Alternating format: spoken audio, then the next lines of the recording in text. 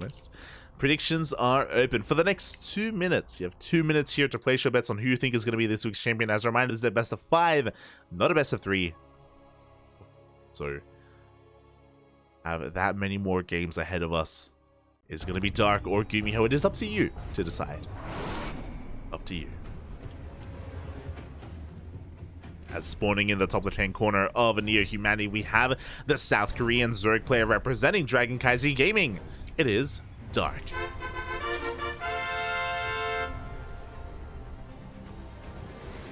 And spawning in the bottom right-hand corner, we have his opponent. We have the South Korean Terran player going for the low ground wall.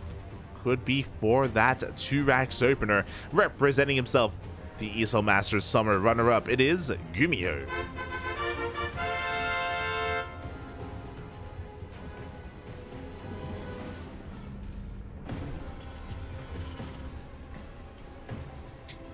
Oh my god. Alright, so we have a lot going on.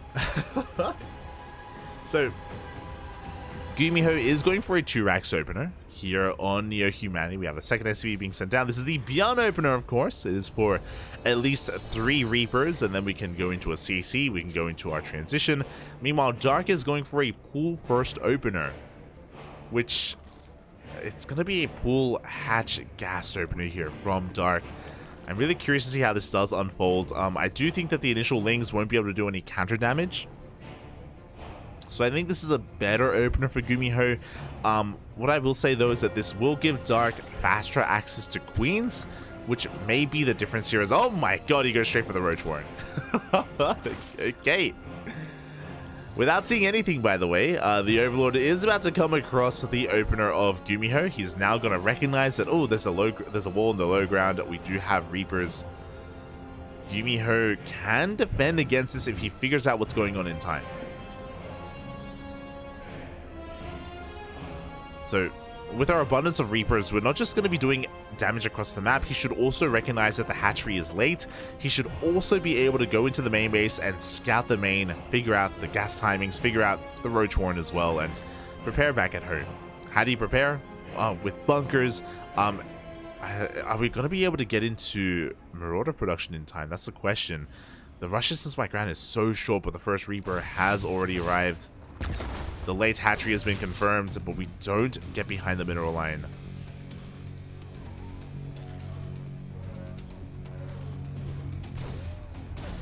This is gonna be close. The roaches have been spotted. I know on some larger maps you can go for faster add-ons here, so you can get a Marauder out just in time for the roaches. But instead, GuMiho is gonna be dancing with these roaches, gonna be knocking them up here and there, doing quite a bit of damage. Of course, the softened up roaches can always morph into Ravagers, as they do waddle across the map. And GuMiho just trying to slow them down as best he can. Will lose one of his Reapers. Meanwhile, the bunker across the map has completed, but we only have Marines. Oh, we're going to be losing quite a bit here. So typically, you would get the bunker on the other side of the wall just to protect your production. Alas, here we can't really protect too much. The wall is under threat.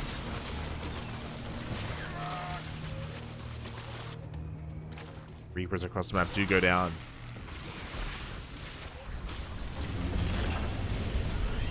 Yeah, and GuMiho, Dark, he is going to be able to disturb that production. We do have a factory on the way. Looks like for potentially a tank, potentially a Cyclone. Second bunker is up. There we go. Cyclone is on the way. And GuMiho is going to be able to hold on. Was a little bit of a haphazard hold, but does defend nonetheless. Dark is going to be droning up back at home. Oof. As GuMiho is going for a 2-1-1. It makes sense just because he doesn't know how safe he is. He doesn't know if Dark is going to rush in with Lings and more Ravagers. So GuMiho is playing this out safe. He can go for an add-on swap behind this and go for a fast Banshee, go into Banshee production. And that's exactly what we're going to be seeing. Factory is pulled back. Starport about to be thrown onto that tech lab. And I really love this, just because overall it is a 2-on-1, and typically with a 2-on-1 you would expect medevacs to be made so we can be active with our stimmed marines as quickly as possible, but going for the Banshee first is something a little bit more unexpected. Dark is preparing back at home though, so really good game sense here by Dark. He's throwing down a Spore in his main, and hopefully should have a Spore in his natural and his third base momentarily as well. And things are going to be settling down. We're getting into a longer game.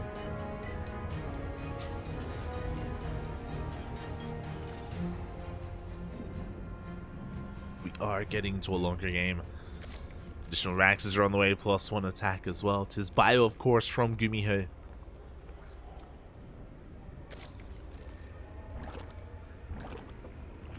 Oh, Dark as well. Oh no! was that Snake? Oh no! Dark, just ruthless, killing even the critters on his side of the map as he's working towards 1-1. Working on that roach timing, committing here to roach speed as well. I mean, he has to. It's the tech that he has available, and he has to make use of it. Has to make it worth it. Of course, it's a very slow composition compared to Ling Bane, so it's very heavily positional based. Drop play can sometimes pull apart a Zerg player that's going roaches just because they can have a hard time keeping up here. Ooh, as there's no Spore in the natural, no Spore at the third base either. I was praising the game sense earlier about Dark getting a Spore in his main, but it was only the main, and as a result, drones are falling. Oh. 2 drones go down. Looks like Dark is going to be able to fend off that Banshee before it gets too much damage. I think there was a lot of potential there, but thankfully Dark did minimize his losses, was able to react in time. Pull away his drones. That could have been a lot worse. But here comes the next stage, the next step of GuMiho's aggression. He's not all in by any means. He does have a third on the way, but this bio push is terrifying. He has Stim, he has +1. Doesn't have combat shields yet, but regardless, this is quite a large marine force. There are 3 roaches, about to be 12, I think. Roaches out here from his opponents. We have a couple of Ravagers, so Dark is thankfully mustering up an army. Oh boy. But here we go, GuMiho, he does stim on forward. Wow, this is going to be buying Dark a little bit of time, but yo, GuMiho, he doesn't care. He just dives past it. He's getting a lot of these roaches. He's trying to get on top of the Ravagers, but alas, so far he cannot. Oh.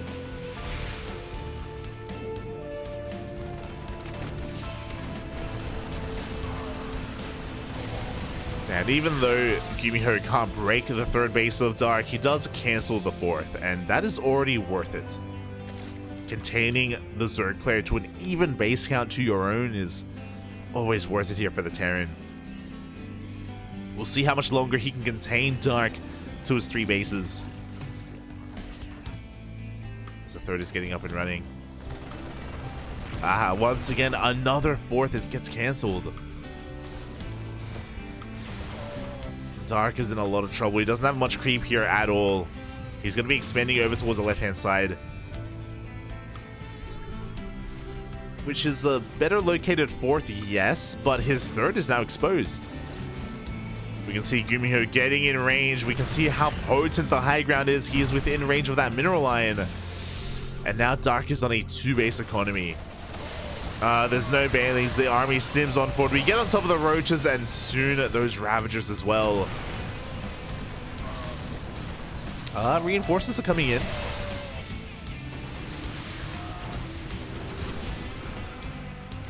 Reinforcements are coming in.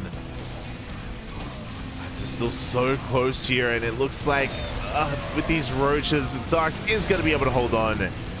He gets on top of the tanks. He breaks this position. Oh my god, even takes out a medevac.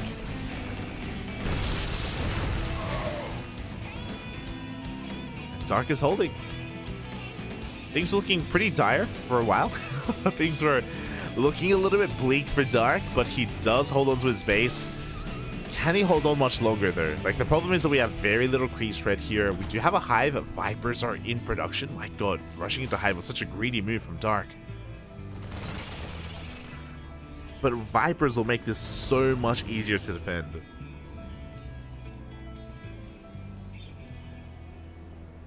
Blinding clouds, parasitic bombs, abductions, more than anything.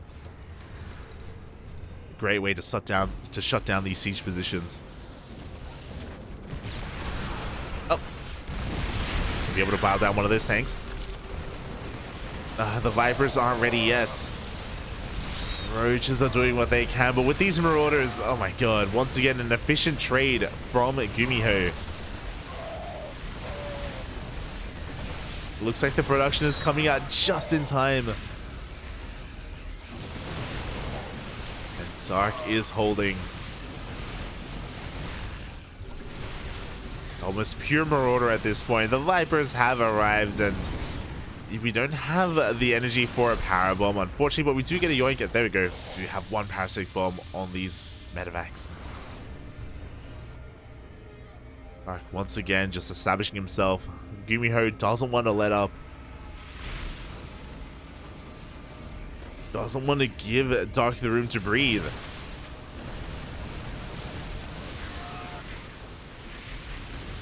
And I don't even think that GuMiho is necessarily overextending. Like, he just has a more efficient army. Without Vipers, I do think that GuMiho can take a fight.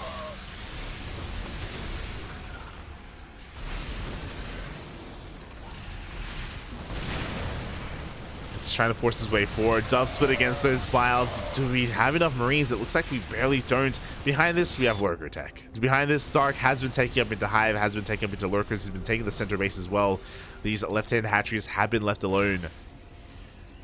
GuMiho has a better economy, but Dark is about to have a better army with those Lurkers.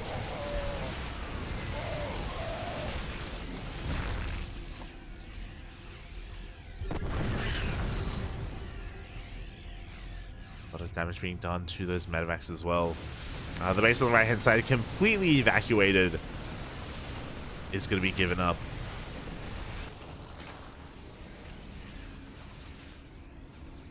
And with that, GuMiho, he's going to rotate around towards the left-hand side, where we just don't really have a lot of creep. Even though GuMiho hasn't been too aggressive here, Dark hasn't had the time to spread too many of those tumors. GuMiho still has a lot of momentum going his way. Even though the army supplies look similar, that can be deceiving.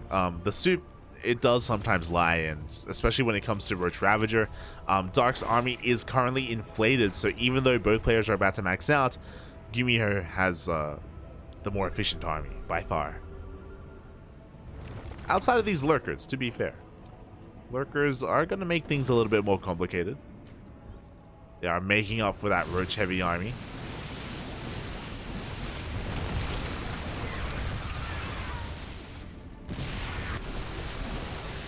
As we have a drop here on the right-hand side, we're getting ourselves some of the Hydras. The Lurkers, they do borrow in time.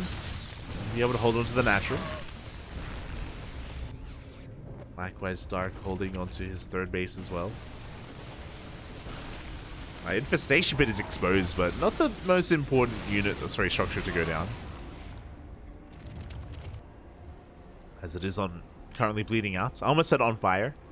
Just bleeding out. It's fine. As GuMiho is just establishing himself, getting his own fourth on the way. Fifth in production. About to be taken, actually. And GuMiho is looking to turtle up. I know he's been hyper aggressive. He's been really in Dark's face, but for the most part behind it, he was just solidifying himself, getting turrets, towers up and running. Planetaries as well. More CCs, more walls, more factories. As we're getting into Ghost Tank, essentially. We're not there yet. We're not there yet, but we're working towards it. Well, Dark is hitting a pretty crucial moment here. He's getting some of these CCs before they can finish. Two orbitals do get cancelled. We get the third orbital as well. Very important timing here from Dark.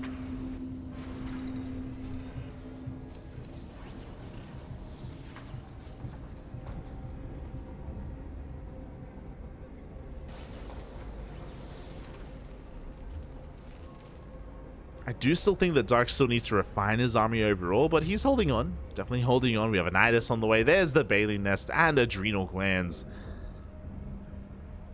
Eventually, we want to get rid of all this Roach Ravager and replace it with Lingbane. With these run-bys, counterattacks.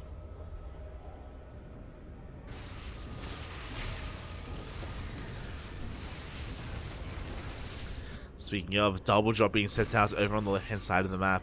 GuMiho trying to catch Dark off guard. We haven't really seen too much aggression on the left-hand side, but thankfully Dark is ready for that sort of thing. As he pushes on 40, catches a couple of tanks for free, exposed. Catch there from Dark. Ghosts have hit the field. Let's take 2 snipes to take down a lurker. Double drop diving into the main.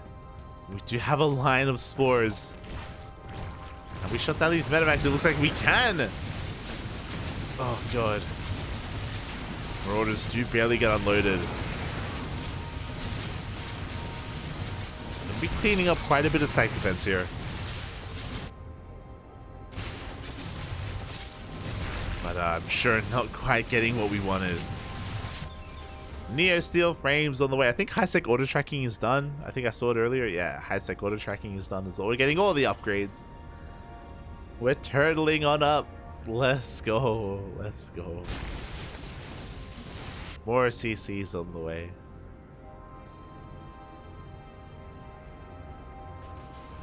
GuMiho, he knows that we had a long... Sorry, he knows that we had a short tournament, so he wants to... He wants to milk us for all we're worth. Oh. Ghosts are looking exposed, but detection gets sniped. No overseers in the vicinity here to deal with this army. Oh, the Roach Ravager getting called out. Uh-oh. I love that the Spore is coming in behind this. Oh. There we go. Spore does borrow.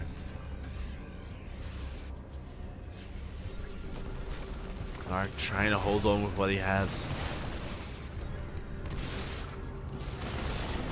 At the same time, a lurker run by on the right hand side. The lurker run by doing quite a bit of damage. It's going to be denying at least some of these orbitals. Ghost goes down on the front lines. Oh.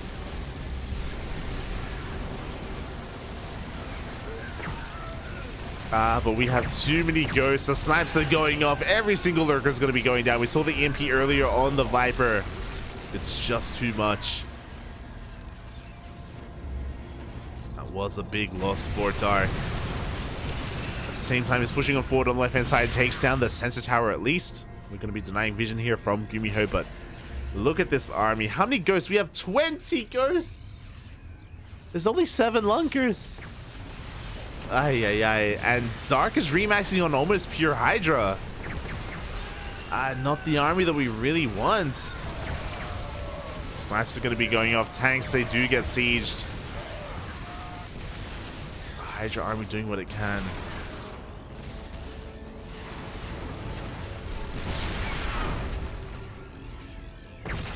God, there go those snipes. Dark morphing in 14 lurkers. Is that going to be enough? He has to. So yeah, the lurkers are being brought forward. We're diving on top of this army. We're going to be able to take down the tanks at least, but these ghosts are just getting so much value.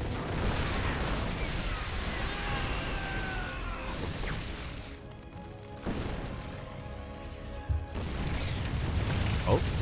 For the most part, it feels like GuMiho has been a little bit more efficient, but we get a tank. Dark being very ambitious here, diving on top of these ghosts, but yeah, that's not what you want to do. Dark is crazy. He's going pure Hydra Lurker against Ghost, which is not really a thing. As we saw earlier, like, typically you want Lings here to support, to attack the Ghost, to interrupt their snipes, to get a surround, to lock down the units. To go pure Hydra Lurker like this, it's such an expensive army. It's not very efficient either, as we've been seeing. Dark is running out of gas.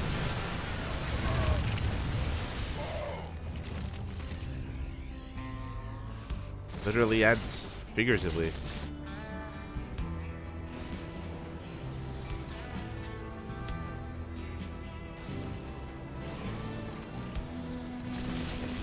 Do have a Balinus on the way.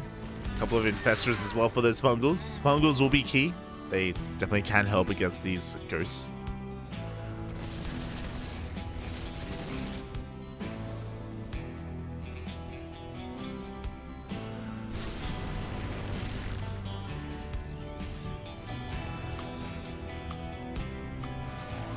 Dark trying to get his economy going. Do you have a nuke in the center of the map? Do we spot it?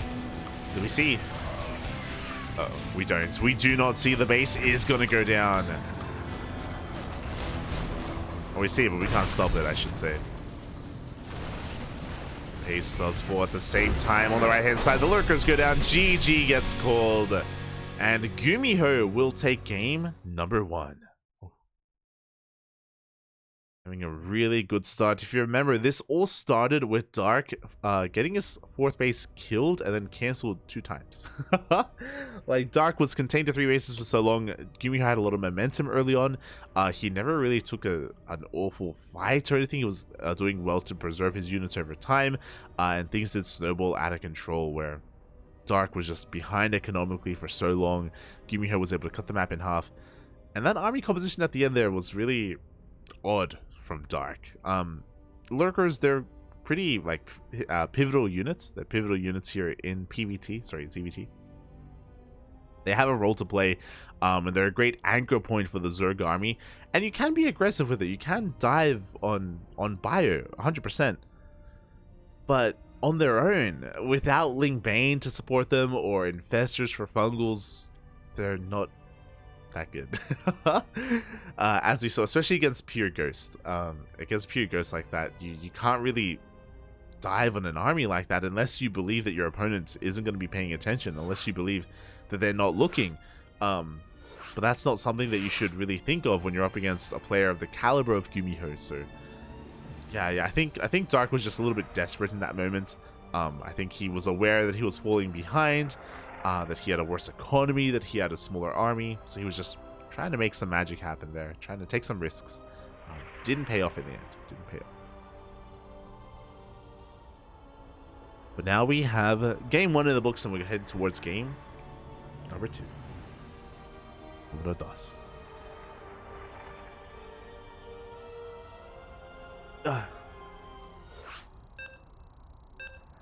Hold on. Reggie.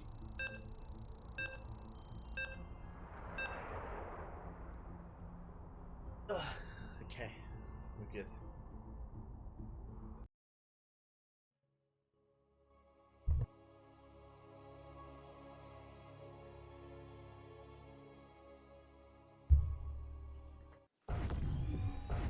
I was just waking the body up. Let's go.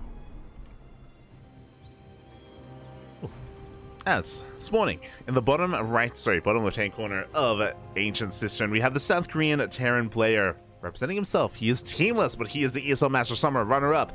It is GuMiho.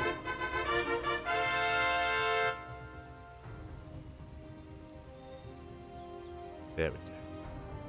As spawning in the top right-hand corner, we have his opponent. We have the South Korean Zerg representing CranKy Gaming down in this series, but it's a best of 5. Still plenty more matches to come. It is Dark.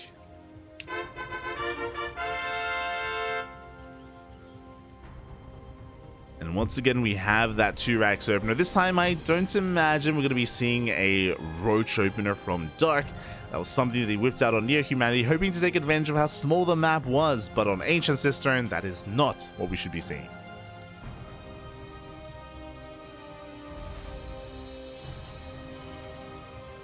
As GuMiho is getting into his 2-Rax, the Beyond opener itself. And we saw the last game, GuMiho he transitioned into a 2-1-1 with a Banshee. That wouldn't be a bad choice on Ancient Cistern either. Because it's so large, I don't see a 4-Rax working. I don't see a 3-Rax working either. 3-Rax is basically Mass Reaper. I wouldn't be opposed to a 3cc 2-1-1 actually. I feel like that could work quite well on Ancient Cistern, but no, never mind. It's a 3-Rax. This is going to be 3-Rax Mass Reaper. Now, this is not all in by any means. You can transition out of this. You can throw down a CC behind this and get into a good economy. But at least initially, we're going to have a lot of Reapers to work with, and Dark has to be very careful with his army movement. He has to be very careful with his queens and with his lings, his positioning. As he is still in the dark, the first Reaper is about to reveal itself. Oh, even avoids that Overlord. And yeah, Dark has to be careful not to allow this to snowball out of control.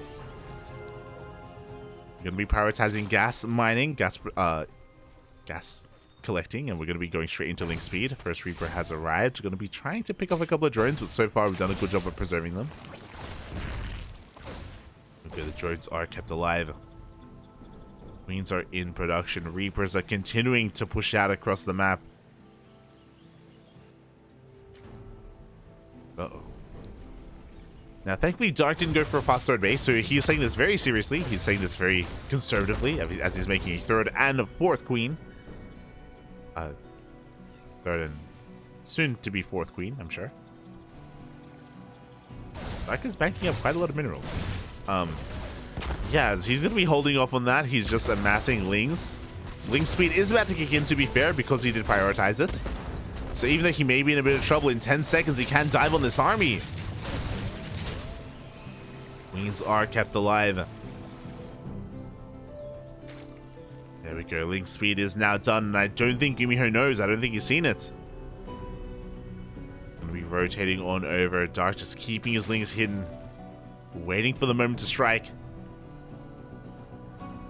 Now he is pushing out, trying to catch GuMiho while he's not looking. So far, good reactions out of GuMiho. There's not too much terrain we can work with, though. I believe the surround is upon us. A good juke towards the end, but he does lose two of his Reapers. Behind this, Dark is droning. And so is GuMiho. He is throwing down his CC, he's getting additional gases. He's transitioning, as we mentioned before. Now, GuMiho would be in a lot of trouble if he got surrounded, but he was able to keep his SCVs alive, so he's in a pretty good position overall. Like, even though his natural is late, even though his income is delayed, Dark likewise has a late third base. You know, likewise, he hasn't really been, or he didn't really focus too hard on saturating his bases either. Dark isn't in the best economic position. He's going for Overlord speed, which is really interesting. He's making more queens. This is looking like a queen push.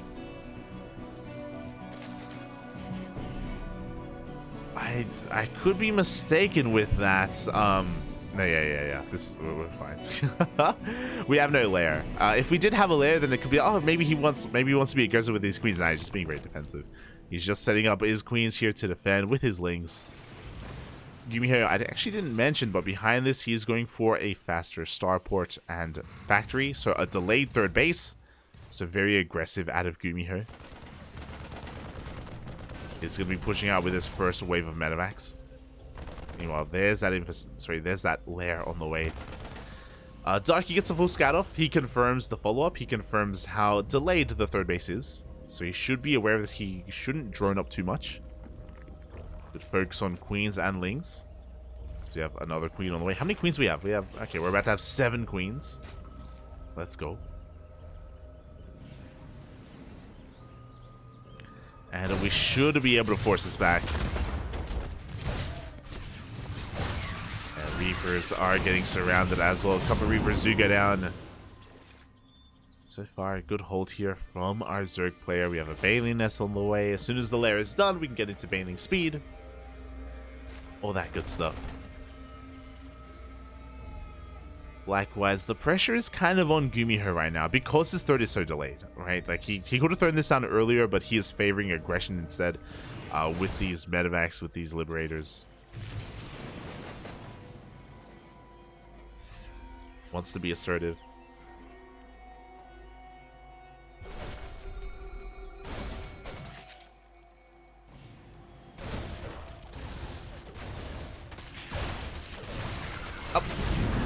Speaking of, liberators have arrived. We're gonna be able to get a couple of workers, some eggs as well. 3 drones go down, up for a liberator.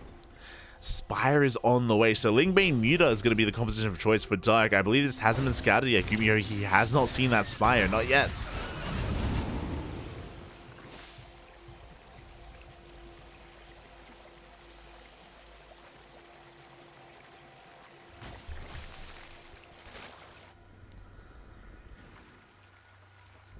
Not yet, as GuMiho is taking his third base. Gonna be pushing out I'm a little bit concerned for GuMiho just because he hasn't seen the Spire, and because that he's not quite ready for Muta Harass in any of his bases. He's going to be in quite a bit of trouble. The army has arrived, though. We do force a cancel on the 4th base of Dark once again. For the first time this game, but once again this series, I mean. Dark is being contained to 3 bases. A lot of creep is being cleaned up.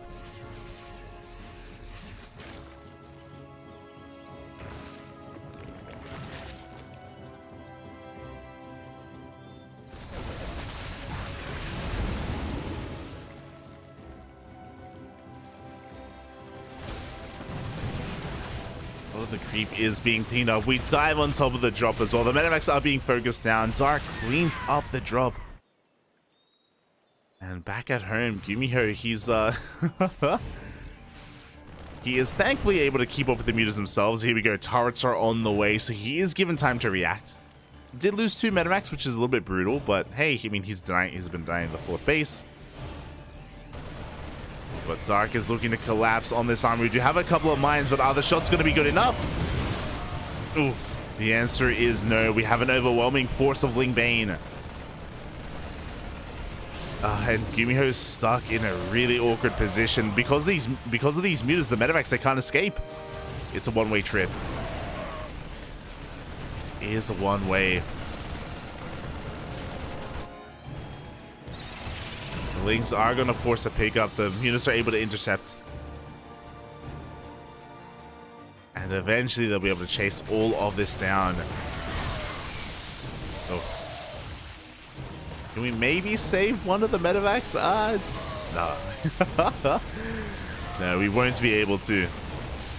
So even though these mutas haven't done any economic damage, they've been able to shut down 4 medevacs. Oh. We bypass them by accident, but yeah, they're going to be able to shut them down. What's important is that with the death of these drops, Dark can now establish a 4th. It's something that he's been struggling with, but he now gets it up and running. We can get into our upgrades as well. The upgrades were delayed in favor of Muta production. So a bit of a later 1-1, but it's now finishing up.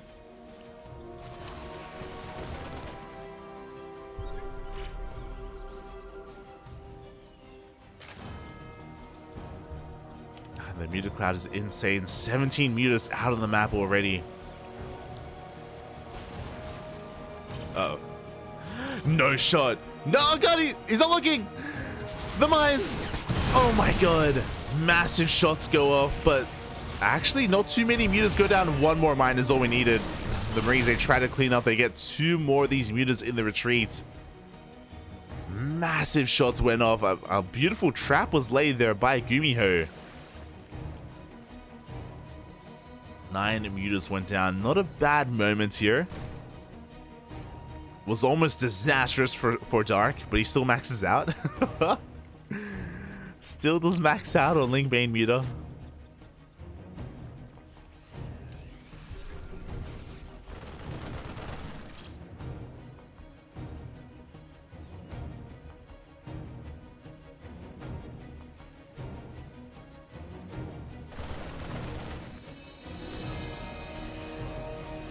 As the mutas are looking for a way in. So far, GuMiho has been able to keep up.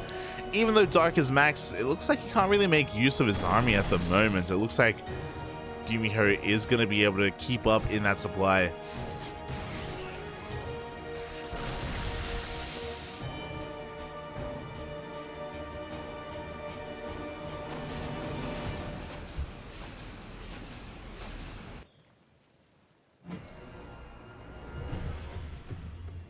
Yeah, we'll see how this fight does unfold.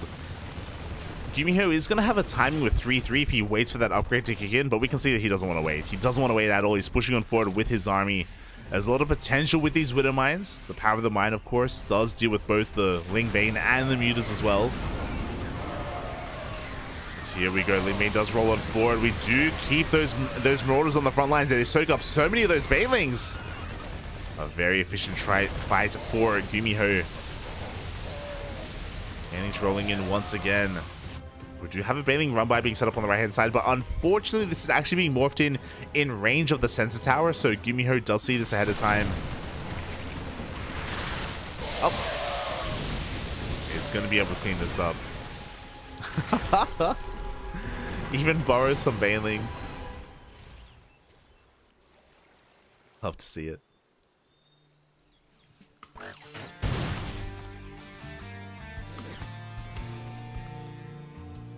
And so far, like Dark has been able to deflect some of these attacks, but it feels like GuMiho has been fighting a little bit better.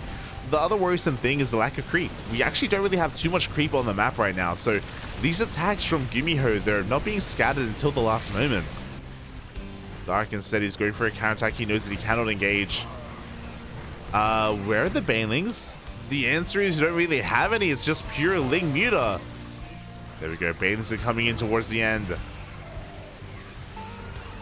A lot of these Lings are being cleaned up. Banelings, they do find some connections. Good connections on these Marines. But GuMiho is turning back around with his main army. The mineral line is saved. And the Mutas... Oh, they take down the Thor at least. The Mutas, they're fighting well. Too many Marauders. Not enough Marines. Dark does take a better fight. He had the borrowed Baileys. GG gets called. And Dark fights back in this series, tying it up 1-1. GG. Oh my god. Things were getting really chaotic towards the end there. I was worried that Dark wouldn't be able to overcome the bio army of GuMiho, but if you remember, we saw some really good Baneling connections towards the end there. We had a delayed reaction or a delayed split from GuMiho. I feel like that was kind of really the moment that Dark needed to like overcome the anti-air, overwhelm with his mutas, and GG. GG.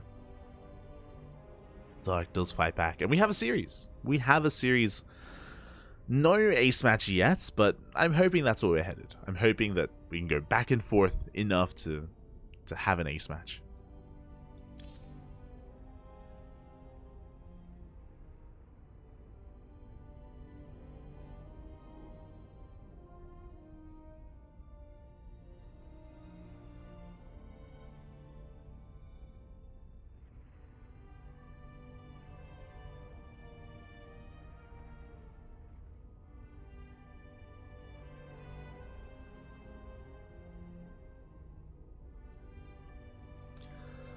And with that, we're going to be... Okay, thank God.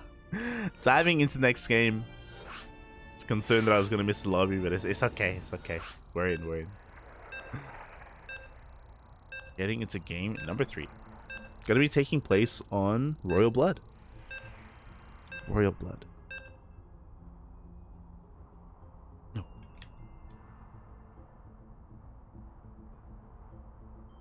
And we've been seeing quite a bit. We've been seeing quite a lot of variety here so far between our players.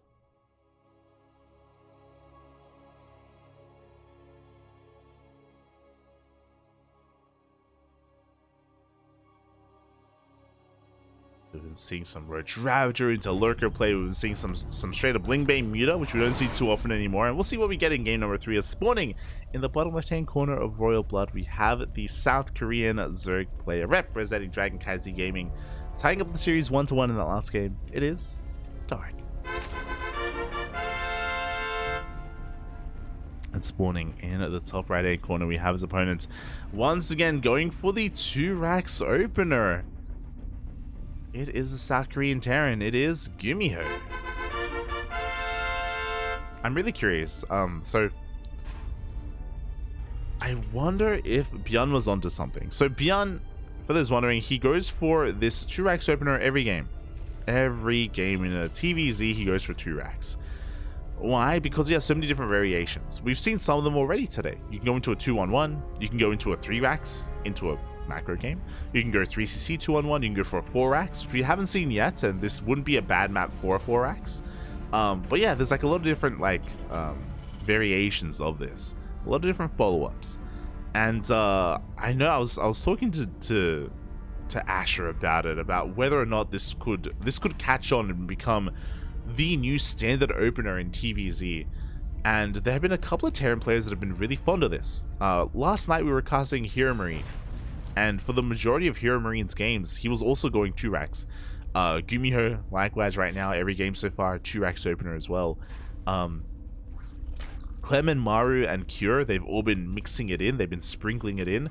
They haven't committed too hard to it, but every now and then, like once in a series, they go for a 2-Rex as well. And I wonder if the trend will continue. I wonder if it's going to catch on even more.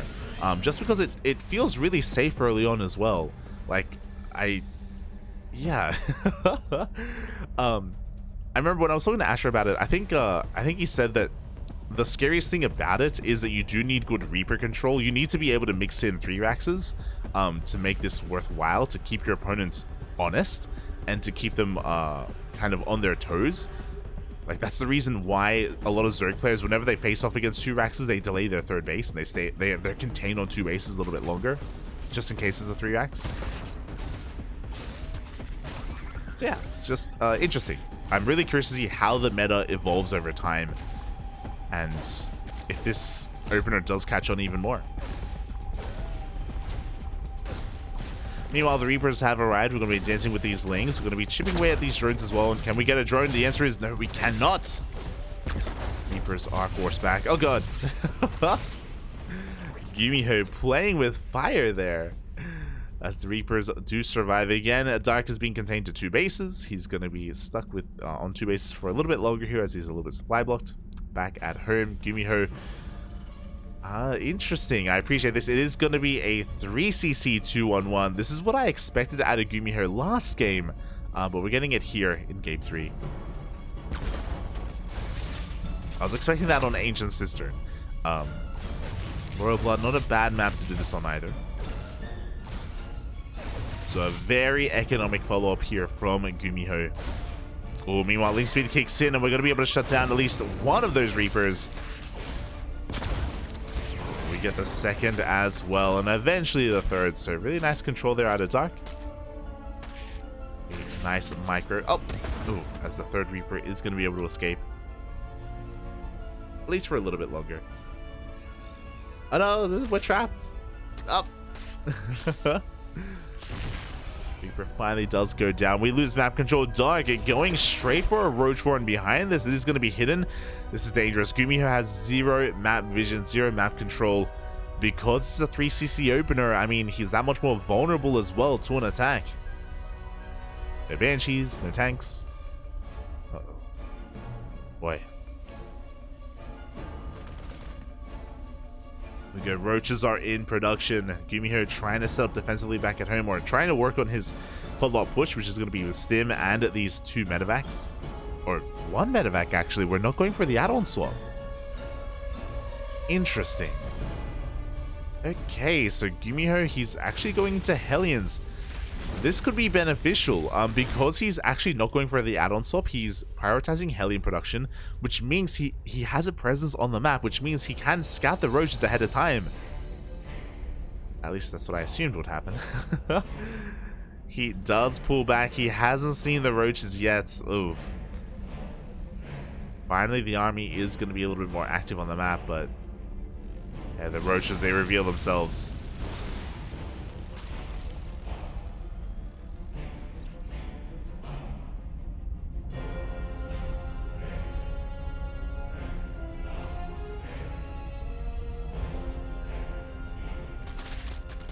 Third base has been spotted. Dark hasn't made a drone in quite some time. Okay, but we're going back into droning. He's not going to be hitting a timing with his Road Ravager. I assumed he would, but alas, he isn't. He's going to be respecting the drop play quite a bit.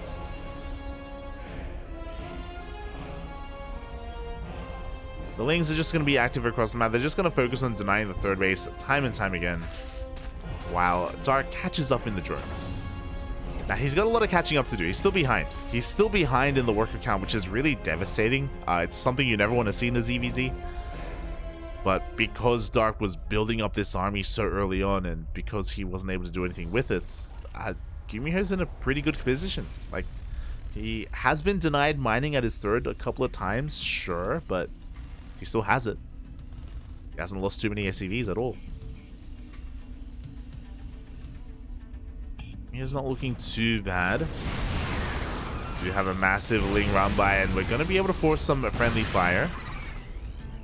But for the most part, we hold on to those workers once again.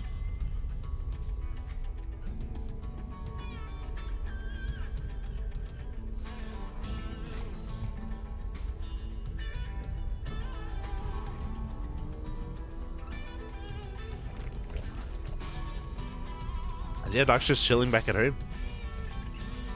I mean, he kind of has to. He kind of has to just focus on re-droning, and now GuMiho has quite a potent push ahead of him. He's got his tank. There's very little creep spread here as well. Stim is now done, as well as combat shields. Does Dark have enough to engage? It looks like he does. He has enough links. He goes for the surround. The blast will connect with the tank, and Dark is going to force his back. Thankfully for Dark, it was only a single tank. He's able to hold on. Doesn't lose any drones. And he is looking to expand and take another base when possible. Oh, as the drop play is not stopping, by the way.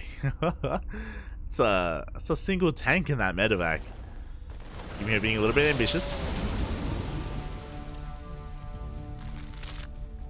Looking for some damage. Looking to even snipe some queens in the main, actually. I won't quite be able to get one, but I like the idea.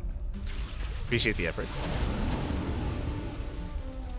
Roaches are able to defend here on the right and left hand side. We are delaying that fourth base by quite a bit. And when I say delaying, really, it's not coming at all. Dark is looking to max out here on 3-base saturation. He is amassing nothing but roaches and ravagers. He's going for a massive all-in. And there's nothing at home. There's actually nothing here. There's drops out on the map, but the Marines are not here back at home.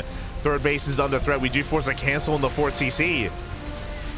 Tanks are being wilded down. We have one tank in the high ground in the main. Oh my god, but that's going to be a kill. Up. The repair's barely going to keep that CC alive, but so many workers are going to go down. GuMiho being punished for being active on the map. Oh my god, 30 SCVs go down. Up until this point, GuMiho was in a pretty good position. But he didn't recognize that Dark wasn't expanding, that he wasn't droning. Until it was too late.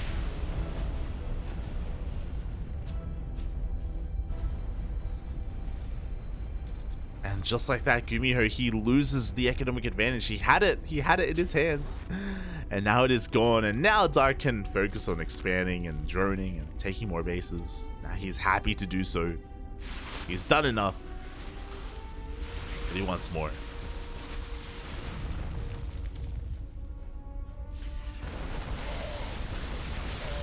Does want more. Dark remaxing once again on Roach Ravager. He can go toe-to-toe with this bio army. Tanks are doing what they can in the back line, but there are only 2 tanks.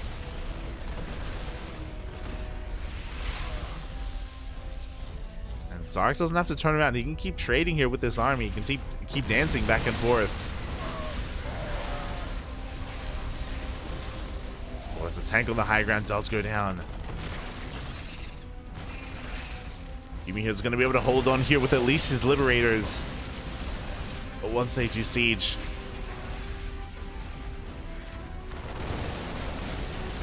Ugh. But again, Dark doesn't have to commit. If he wants to, he can just back off and consolidate his army, and he's doing so for a moment. Again, Dark maybe being just a little bit overzealous. GuMiho immediately picking up, immediately going for a drop across the map.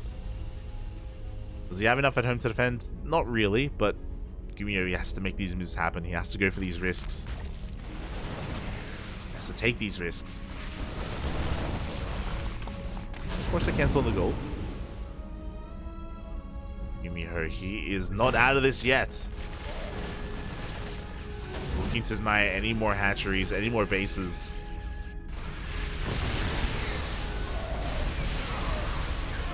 But as he moves out, he exposes his third base, and Dark takes advantage of that. He takes down another tank.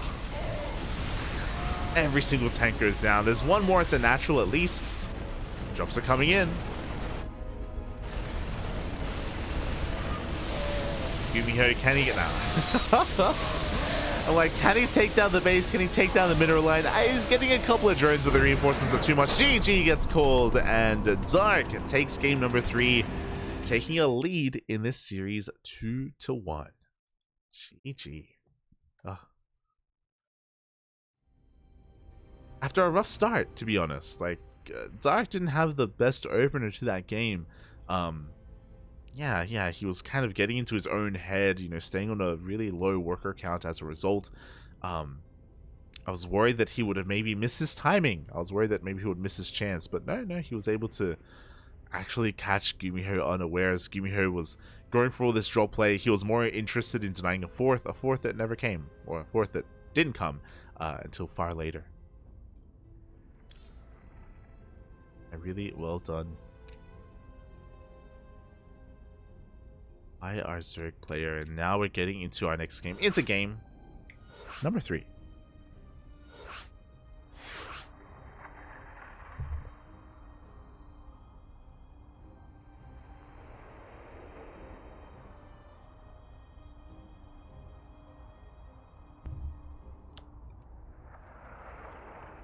Here we go.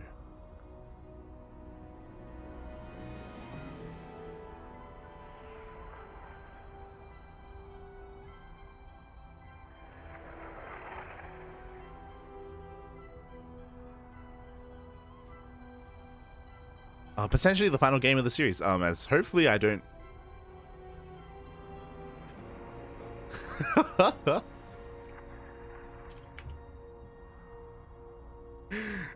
Why am I in the player slot? What's happening? Dark, please.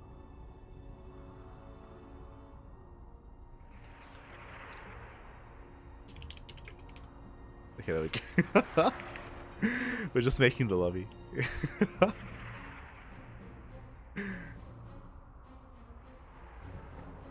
We're good. We're diving into our next game. Dark, one game away from becoming this week's champion. GuMiho has to fight back here and now to force the ace match. To force that ace match. The question becomes, do we get another 2 racks? Do we get it again?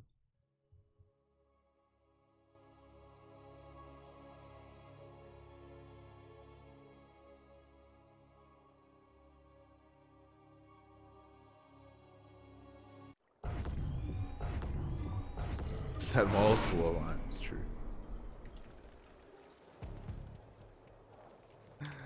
Here we go. Spawning in the top left-hand corner of Gressfarm, we have a player who's up. We have, hold on. There we go. We have a player who is 1 game away from becoming this week's champion. The Korean Zerg representing CranKy Gaming. It is Dark.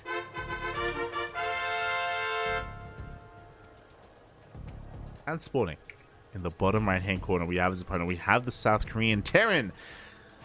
1 game away from losing it all. He has to bring it back here and now. It is GuMiho. GuMiho. This time, mixing it up, doing something crazy, going for a Rax on the high ground. He's lost his mind. Okay, so a far more standard opener here from GuMiho. It is going to be a Rax expand, no more 2-rack shenanigans for the time being, and it makes sense. I feel like Gressfarm is probably the riskiest map to do this on just because of how large the natural is. So maybe not the most confident in going for the low ground Raxes.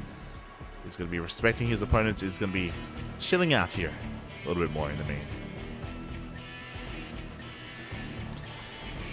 Meanwhile, across the map, Dark just going for a hatch gas pool. Hatch into his gas, into his spawning pool. So nothing too crazy, nothing too fancy out from Dark. Just our standard setup. Oh. Okay, here we go. I thought I saw something different. So yeah, things are gonna be settling down here, and I appreciate that GuMiho is willing to mix in some more varying openers. I mean, there's reason why they exist, right? Going for a 1-1-1 or going for a 3cc before starport sort of thing does give you a lot of map presence with those Hellions. It allows you access into Banshee play. It can lead into mech, of course. Oh, is that the reason? Oh no. Is that the reason why GuMiho went for a more standard opener? Is it because he wants to go into mech? Is that the reason? He's done it before. Like, GuMiho is one of the few Terran players out there that will incorporate mech. Oh, we'll see. as the first Reaper is able to escape the clutches of those Lings. Gets eyes on the third base. Dark able to get his third up and running at a reasonable time. Meanwhile, GuMiho is going for a 3cc opener, so a very economic opener here out of GuMiho. Going for that faster command center. And behind this, he should be working towards a starport. It should be going towards something like a Banshee opener. There is that starport. Do have the add-on swap for the Hellions, and this Rax should be producing a tech lab. We'll see. We shall see. There it is. There's a tech lab on the way. And with those Hellions, of course, GuMiho is going to be having some map presence.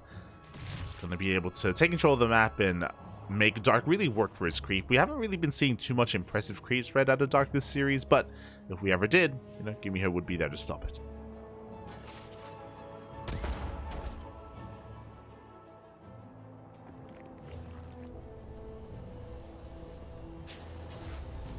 There is that add-on swap. It is going to be that Banshee follow-up from GuMiho. So this is pretty standard. This is what a 3cc opener usually looks like. The Hellions give you map control. The Banshees give you access to harass across the map as well. It just gives you a lot of presence, a lot of power here in the early to mid game. And from here, we can tech up in a different direction. We do have a tech lab on this Rax. So I'm pretty sure this is going to be bioplay. Should be working on stim. We're all good.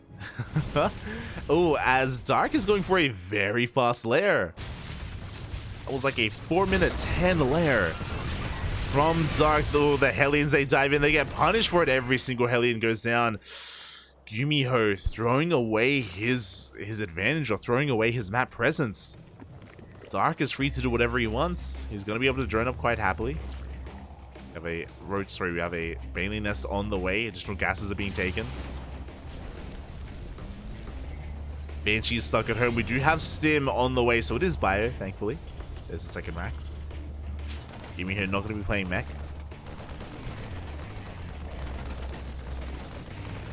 But again, a really rough start for GuMiho, and he may wish that he was playing mech, actually. We're even making a Raven, which is really interesting. This is also something that has been like kind of popping up every now and then in recent times. Going for the Raven. Now, unfortunately, ideally, the Raven joins up with all the Hellions that died earlier. That was 4 Hellions that died, and we have another 4, so it would have been 8 Hellions. With 8 Hellions and a Raven, you can deny a lot of creep. You can, you know, bounce between these areas and just clean up all of these tumors. Alas, GuMiho has significantly less firepower. Oh, no! The bird. The critter. GuMiho, calm down. So it's going to take him a little bit more to deal with these tumors, but the critters, they can't really do much against these Hellions. Feels bad, man. Feels bad. Heartless. And I was really curious to see what was the purpose of this fast lair. We can see we're going into bailing speed, of course, but we're going to be delaying upgrades, and we're going straight into that Hydra Den. Very fast Hydras here coming out from Dark. +1 carapace is delayed to make room for this. Hopefully we don't delay for too much longer. +1 carapace is actually pretty important.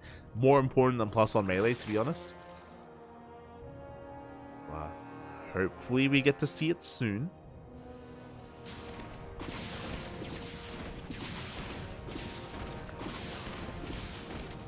Dark is being so greedy, going straight into +1 range as well. Banshee has arrived. Did we invest into Cloak? I know we saw it researching. No, we canceled. Okay.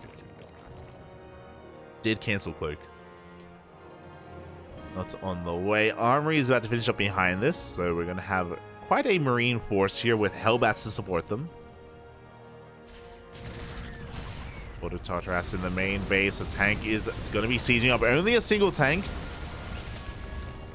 Not too much.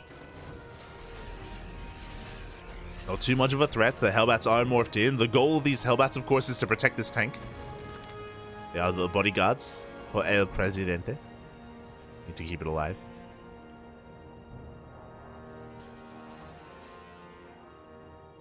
Oh, but Dark's not too concerned with that. He goes for a counterattack. Does run into a brick wall here.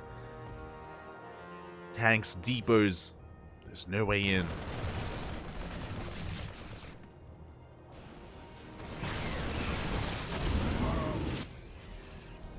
But yeah, this is something that Cure popularized a couple of months ago. It's really cool, where he started going for these earlier armory timings, not for Hellbat pushes, but just to morph in his early game Hellions to protect his tanks for his pushes, for his initial push even.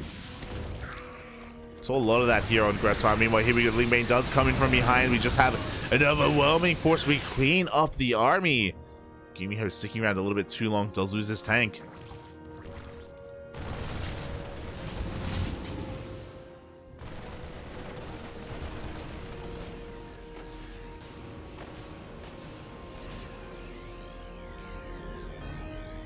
Tank goes down. I mean, GuMiho is being active with these drops at least. Raven as well being a thorn in Dark's side. But Dark has just been able to take up so heavily here. We've got 1-1 finishing up. Or sorry, we've got +1 carapace and +1 range on the way. And +2 melee. We have triple Evo chamber production. Oh my god, that's something you don't see too often. 2-1-1 on the way for Dark. Love to see it. Not the 2-1-1 you'd typically expect. Burrow on the way as well. Overlord speed, Hive. Dark doesn't have an amazing drone count. That's definitely something that he's lacking in. But everywhere else, he is excelling.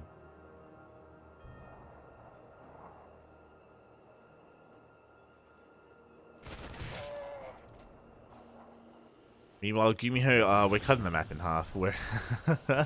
It's Gressfun. Of course it's Gressfun. So GuMiho's goal here is to try to split the map in half. On this map on Gressfun, you can turtle up quite well. As we can see here, it doesn't take too much to fully wall off these areas and locations. You have high ground here in the center location with this base. You have a lot of choke points coming into a lot of these areas. And yeah, we even have a wall of CCs on the way. So GuMiho is slowing this down. Likewise, Dark is allowing this to happen. He's going towards Broodlords.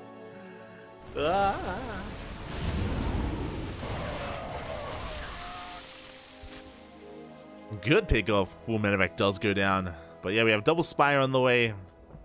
Pathogen glands for the infestors. Vipers. Dark is getting ready for Broodlord Infestor. We're in for a long one.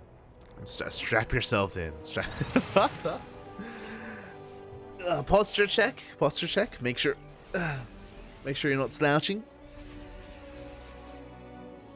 Take care of yourselves. Take care. Get some water. Get some snacks. To be fair, both players are about to max out, so GuMiho can be active on the map. It's just, does he want to be? You know, like he's throwing down mass CCs behind this, more factories. He's taking up to Ghosts. He's still looking to refine his army. He doesn't want to throw away too much, and yep, we're just throwing down more turrets and more towers. The Turtle Terran is real. Likewise, Dark, he's just taking this moment to take control of the map. He's spreading creep as much as he can, at least towards the south. He's definitely lacking creep here in the center and towards the north, but it looks like Dark is aware of that, so he's trying to work on it. Greater Spires on the way for those Broodlords. Neural. Rain, flyer attack upgrades. Everything you could ever want. And likewise, GuMiho should also be eventually working towards like Neo Steel frames and high-sec auto tracking. All of the defensive upgrades that we expect. Again, there are just certain maps that does kind of favor this certain play style. It's Gressfun and Neo Humanity are the two big ones. Ancient Cistern a little bit, but definitely less so.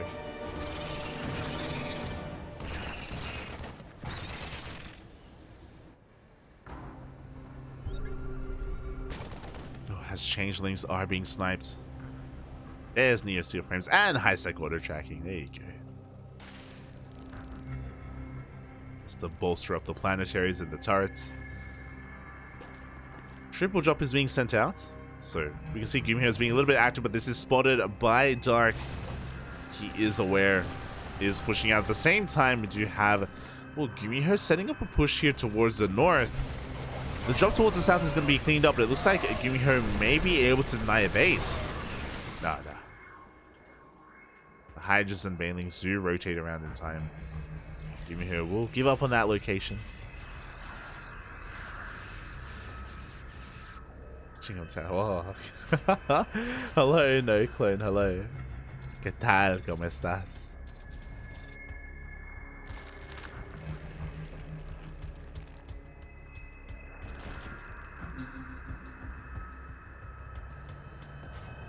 And yeah, we're committing. So, oh my god, look how many orbitals we have on the way.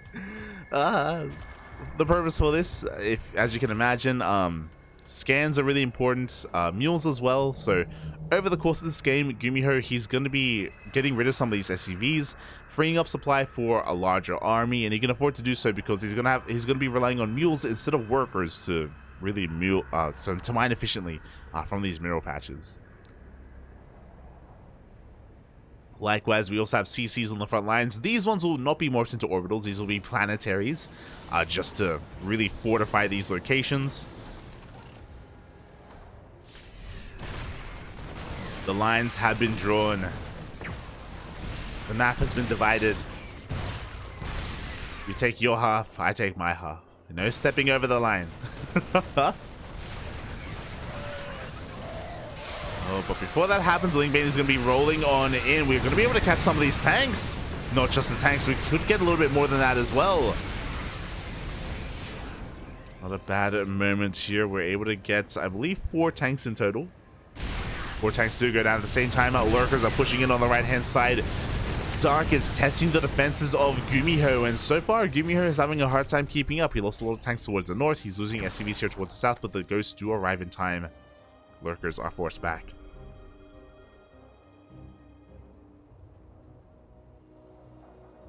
Yo, ¿qué tal el Paquito in the chat? Let's go. It's the GSL finals. Could be.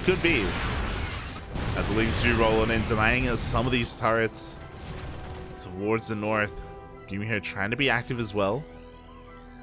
Nukes are on the way, and that will help with GuMiho kind of clearing out some of these locations with stack defense. Towards the north and towards the south as well. It is very important for Dark to start mining from this southern base. We've seen this a lot from Serral, but in the late game ZVT, it's so important to just pull away from these center bases and mine from the fringe bases as quickly as possible just to take money away from your opponents. Meanwhile, we do have a massive commitment here, but the line of tanks is just too powerful. Dark, once again, crashes into a brick wall. Doesn't gain any ground, but basically it's really important to mine from this southern and northern base as the Zerg player, because eventually the reality is the Terran will take control of this. Eventually the Terran will kill this base and take it as their own, and by the time they do, it's really important to actually make sure that they're denied any resources, right? It's important that by the time they do, there's nothing left for them to take. For the time being though, Dark is just focusing on these engagements instead. Catches a couple of tanks. He's being really conservative with how he's mining on these fringe bases. I don't blame him. Because of this, he also won't be losing too many drones either.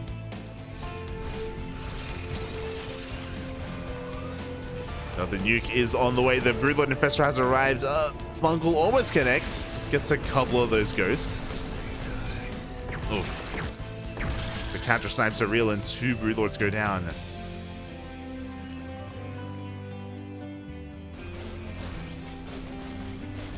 Ghost Thor tank should be the army composition we work with. Oh, 1 full medevac goes down. Good pickoff here from Dark. Very nice pickoff.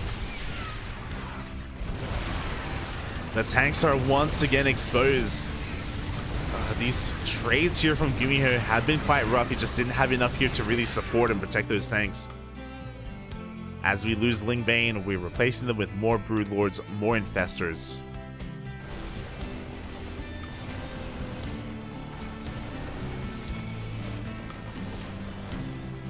I hate this type of Terran, so sleepy. The problem is that like this map like encourages this kind of play. That's the reality. Like Gresvan, it encourages the turtle style here from Terran.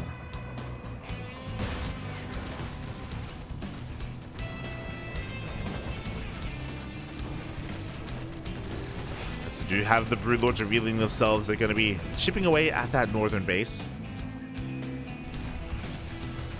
They have to be very careful, so we have a dance here between the Broodlords and the Ghosts. A massive fungal on the Ghosts! Oh! We have the counter EMPs as well. A lot of Ghosts are going down. But we have more where that came from. So many more. We have 18 Ghosts. You have 2 Ghosts for each Broodlord. Ay, ay, ay. As we are laying siege upon this planetary, we got a lot of banelings behind this. We have a lot of fungals as well. And we pull this off. A couple of snipes are coming in.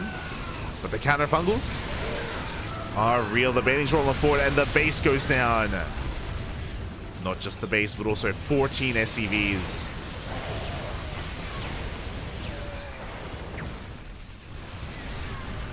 Couple more snipes go off. We do have a zoning nuke forcing Dark all the way back. Thankfully, we're not going to be nuking ourselves. Okay. As we're just producing more Thors and more tanks. It's basically Ghost and Mech. Is kind of the optimal late game composition here for Terran.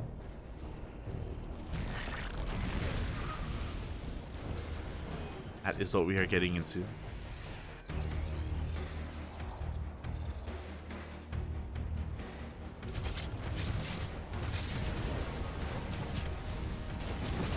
It is just the kind of ideal late game, efficient army. We do see GuMiho rotating over towards the south. At the same time, Dark is taking control of the north. He's going to be able to get on top of these Thors. Gets on top of the orbitals as well, but he is losing a base in the process. So both players will be losing their center bases. I say that, Dark also lost bottom right as well, and that is where GuMiho is going to be expanding. Oh, but this is dangerous. So because this northern base was taken out, suddenly Dark has access to the center CC and the northern bases as well. So this is a pretty crucial or pretty pivotal location that GuMiho has to hold on to. This crossroads. Meanwhile, even though GuMiho did take out the southern hatchery, the creep is still standing strong. Dark is in position. You're going to be able to zone Dark away. Creep being cleaned up as well. GuMiho reclaiming these bases.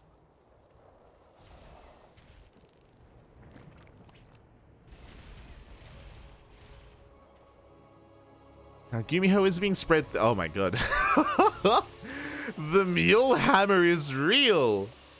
Ay, ay, ay. This isn't even efficient, by the way. You can see a bunch of mules aren't doing anything because there just can't be enough of them on a mineral patch at once. So, a little bit inefficient, but we had the spare mules, so it's fine. We had the spare energy. At the same time, Dark is diving on forward. Oh, it is going to take control of that northern base once again. GuMiho just having a hard time splitting up his army. Snipes are going to be going up. Just a couple, just a couple. Copia.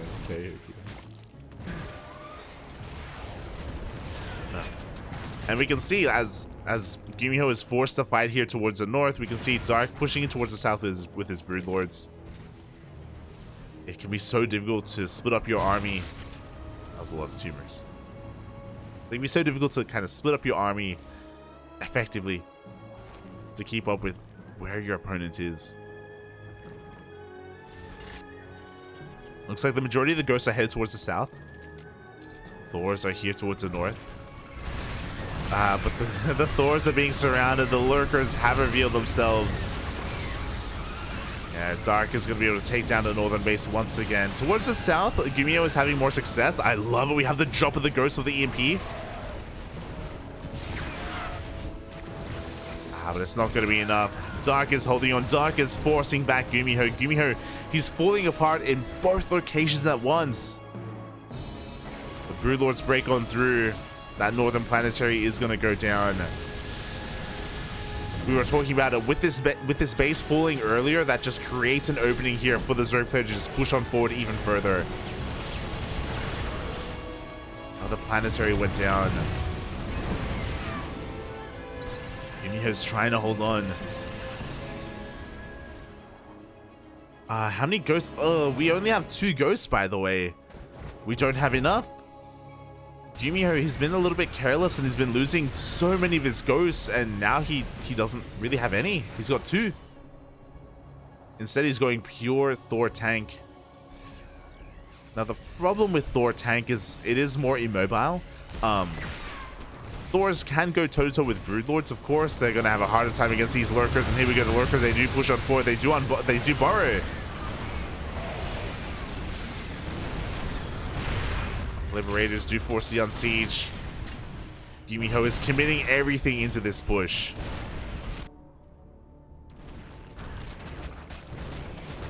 GuMiho is kind of forcing himself all in. He doesn't really have a large bank. He's losing base after base. It looks like he wants to try to retake some of these CCs. I'm loving the burrow.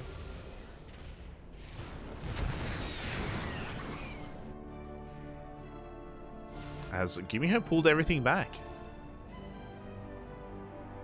He's denying the northern bases, sure, but Dark is going to be able to remax, rebuild.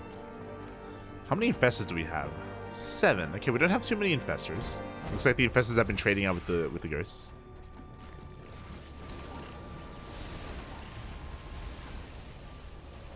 The mules are real. SCVs rotate around as well. This is the most crucial mining base right now for GuMiho. These 2 bases, to be fair.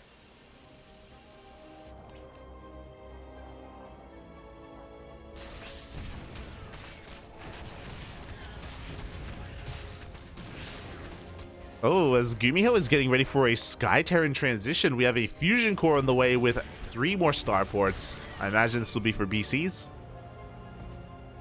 This just feels a little bit delayed. I don't know if he's going to be able to... If he's going to be able to actually get into that and make use of those starports. Another base is being denied.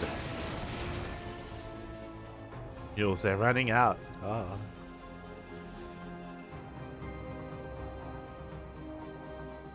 I'm waiting for Dark to be a little bit more assertive, especially now that he has control of this southern base. With his Broodlords, he can actually start pushing into the production. He can start pushing into the main.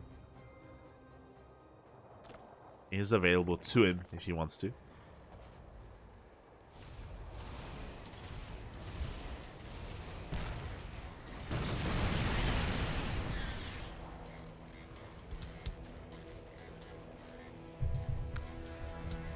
As we can see, these Liberators just being incredibly annoying.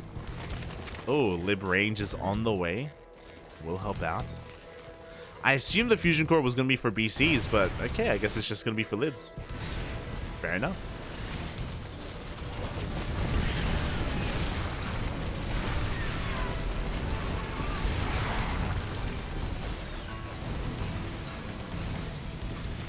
As GuMiho is pushing in towards the natural base here of Dark. At the same time, Dark also going to be laying siege upon the area outside the natural of GuMiho. Well, these Deepers are going to be going down. Hydra's diving on top of these Liberators as well, but it's not going to be enough Liberators. They stand strong. The Lings are getting on top of the factories. Again, I wish the Broodlords just just push forward a little bit further. GuMiho's entire army comes back home to defend.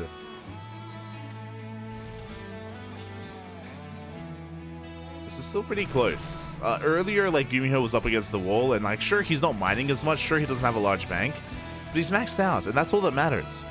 That's all that matters.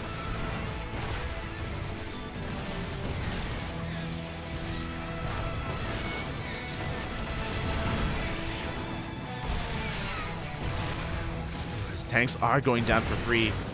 I say for free, for minerals. Almost for free. go. The first BC is in production. Let's go. We're kind of waiting for the big push, and here it is. We have GuMiho actually diving into the main with his drops. He's threatening a drop.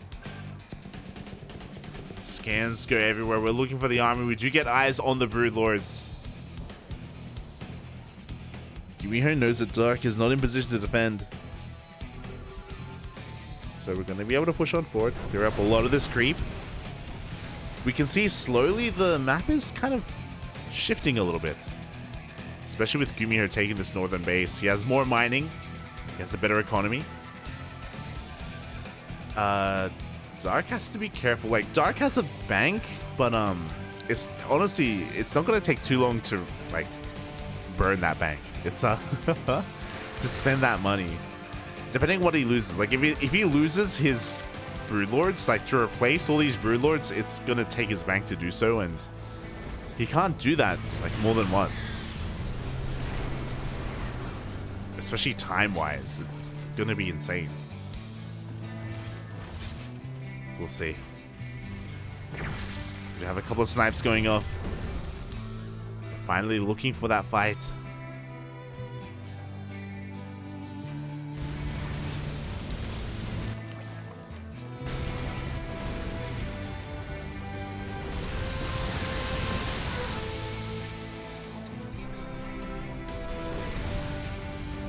Scans are thrown down. Broodlords are going to be denying the northern base. That's a lot of mules that are going to be going down. The Thors are not too far behind. The Liberators are going to be zoning away these infestors.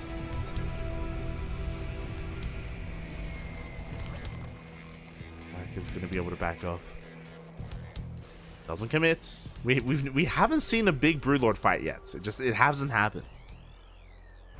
We've been seeing skirmishes here and there.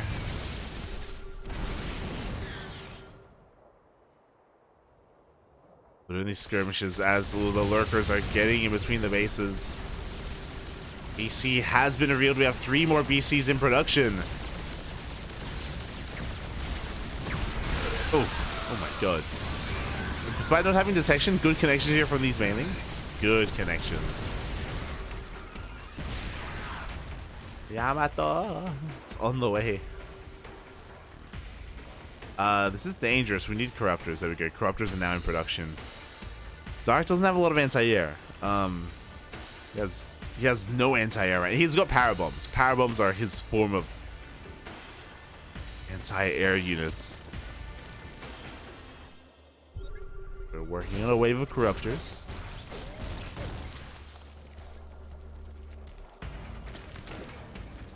They see the gap closing.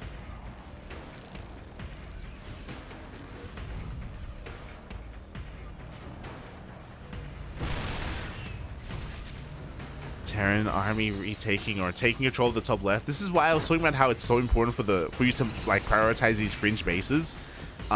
If Dark had done so, then there would be like half the amount of mineral patches left here, or even less.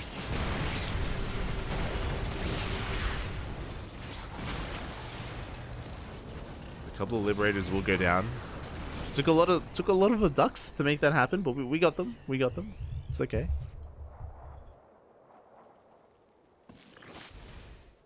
Go be the BCs.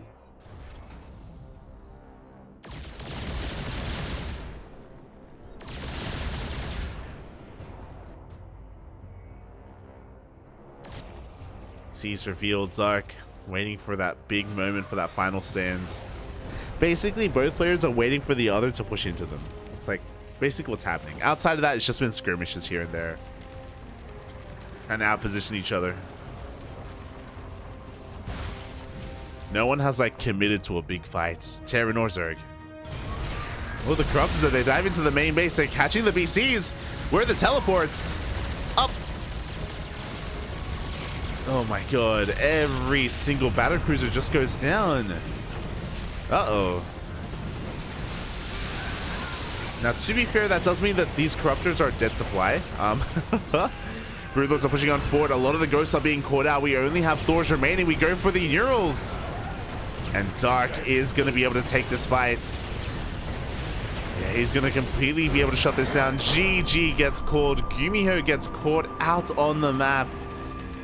And Dark takes the series 3-1, becoming this week's KSL champion.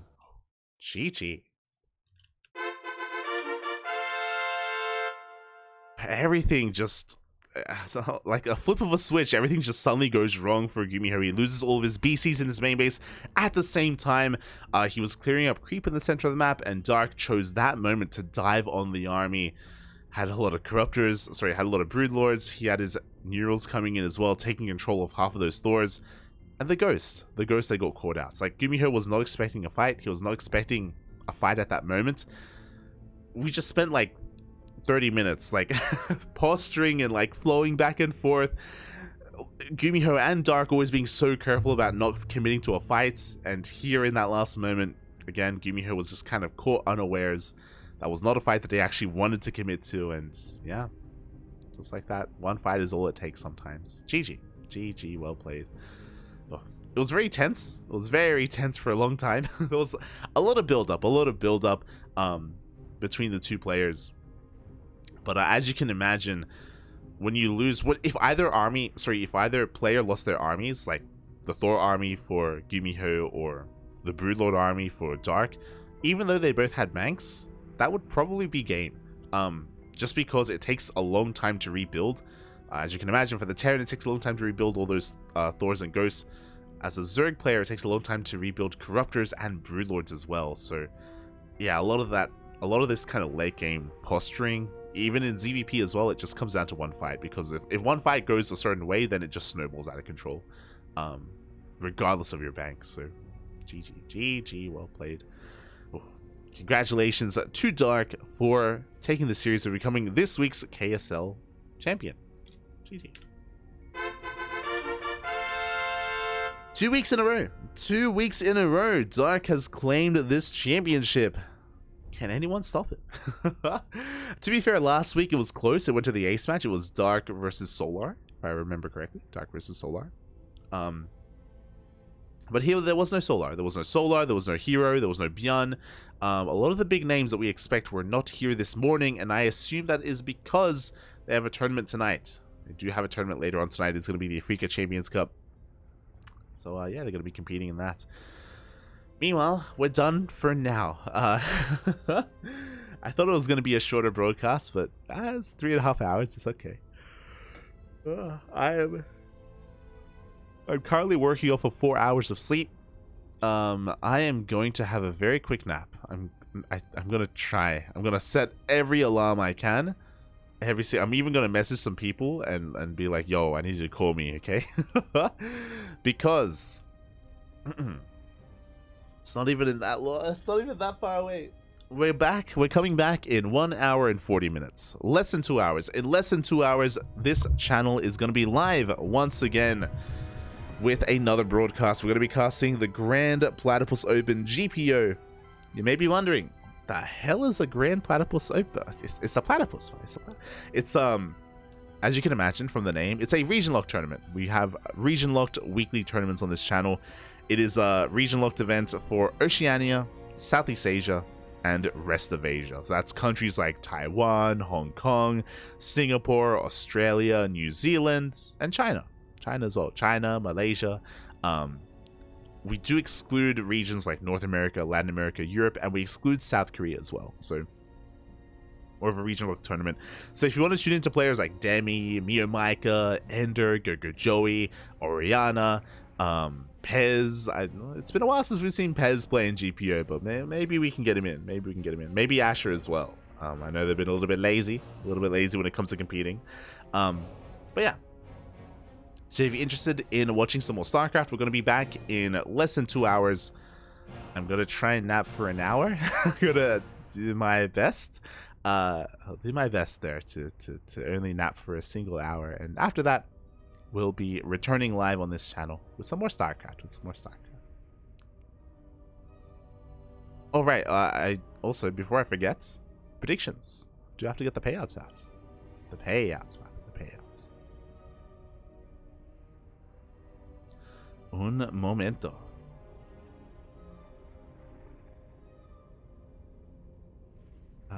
Prediction outcome, choose outcome, dark. There we go. So congratulations to the winners of the predictions here for the finals. Congratulations. So yeah, if you want some more StarCraft, we're gonna be live in 2 hours for some GPO. Tomorrow we're also gonna be live, not on this channel. I take that back.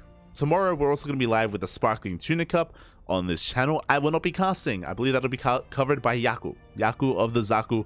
He'll be covering the Tuna Cup in my absence because I'm going to be casting over on Matcherino, the Matcherino Africa channel over on Africa TV. Going to be casting the final day of the Africa Champions Cup. So if you're interested in that, we got you covered. That's going to be tomorrow. We have the best of the best players there. We have Hero, Maru, Hero Marine, Showtime, Cyril, Rainer, Max Pax. Anyone who's anyone. Dark, Solar, they're all competing in the Africa Champions Cup. We had day 1 yesterday, and tonight is day 2. I won't be covering day 2. I only covered day 1. Day 2 is going to be covered by... he used to be called Firebird. I think he's called Titan Phoenix? I think. Titan on Fire? Yeah, that's it. Titan on Fire. And Kozan, they're both going to be the Alpha X casters, the old Alpha X casters. They're going to be covering day 2. Best of luck to them. Best of luck. So, yeah. Hope they have a great day of StarCraft there. Meanwhile, of course, we're going to be here with the Grand Platypus Open. So, yeah, with that, thank you. Thank you so much, everyone, for watching. Thank you so much for tuning in. If you want to support the Korean Starcraft League, !KSL in the chat. For a link to the Patreon of the KSL, where you can support this tournament, you can get some replay packs, and you can fund the event itself. So, yeah, they got you covered. I couldn't afford to hire you for 2 days. Well, I'm covering day 3, so technically I'm doing 2 days. I wouldn't want to do 3 days. I would. If the thing is, if I did all 3 days, then I wouldn't be able to cast KSL. I would be asleep right now. I would 100% be asleep right now. So, I gotta be here. Aye. But yeah, regardless, yeah, thank you so much, everyone, for tuning in. Thank you so much for supporting. Stick around. We're going to be giving another StarCraft streamer a raid. Who exactly? I don't know. Who is streaming right now? Who can we raid? White Ice has been giving us some raids recently, so I'll give some love back to White Ice. We'll give it back. There we go. So yeah, thanks so much, everyone, for tuning in. Thanks so much, everyone, for watching. We appreciate the support. We'll see you guys in less than 2 hours. I'm gonna try and nap for an hour. I'll do my best to wake up. I'll do my best. Until then, thanks for watching. We'll see you guys next time. Bye.